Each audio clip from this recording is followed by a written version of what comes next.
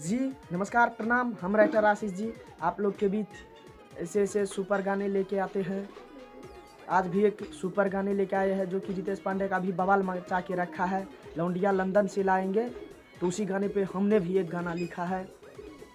चलिए आप लोग के बीच गाने को मैं पेश करता हूँ और सुनिए मेरा मुखड़ा कैसा लगता है। उससे पहले मेरे चैनल को सब्सक्राइब कीजिए, मेरे वीडियो को लाइक कीजिए और कमेंट करिए कि मेरा गाना कैसा लगा आप लोगों को। तो चलिए चलते हैं हम अपने मुखड़ा की ओर। तो जी चलिए आ गए हैं हम अपने मुखड़ा की ओर। चलिए इसका ढम्बी सुनाते हैं। जल्दी ला रे दारू गाजा, अब करब हमें मजा तब करब छोड़ा वाला बात। भैया के बाराती एलिए 3 गो छोड़ी के पटलिए केकरा से करिए कते बात। डीजे है पर गाना बजै छै रे, छोड़ी सब खोवे नचै छै रे। डीजे पर गाना बजै छै रे, देखी छौड़ी सब नचै छै रे।